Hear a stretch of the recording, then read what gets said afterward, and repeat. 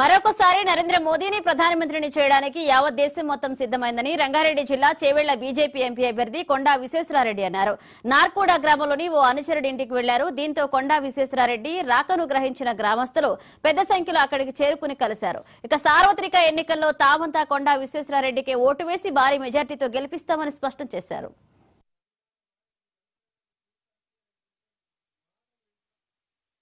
ఎక్కడ పోయినా కూడా మోడీ మోడీ మోడీ అంటున్నారు. అదే కాక తవ్వలు పోతుంటే ఆపి జాయిన్ అవుతామని కండువాడుతున్నారు.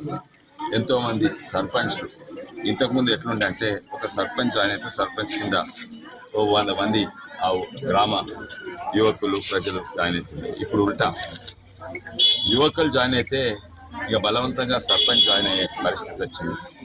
అట్లా ఇప్పటి వరకు దాదాపు 60 సర్పంచ్ జాయిన్ అయ్యారు. ఎంతోమంది కార్పొరేటర్లు జాయిన్ అయ్యారు. మోడీ గారు నలుమూల ప్రతి వ్యక్తికి 80 ఏళ్ళ ముసలమ్మ కూడా తెలుసు ఈయన ఎవరమ్మా అంటే దా బియ్యమిచ్చిపోయిన కాదా పేరేందంటే మోడీ అంటే. ఈ ఎలక్షన్స్ అలా వాళ్ళు అవతలకి చెప్తందుకు ఏం లేదు. అసాధ్యమైన పథకాలు 1 లక్ష రూపాయలు ఇస్తాం, 2 లక్షల రుణమాఫీ ఇవన్నీ ఎవరు నమ్ముతలేరు.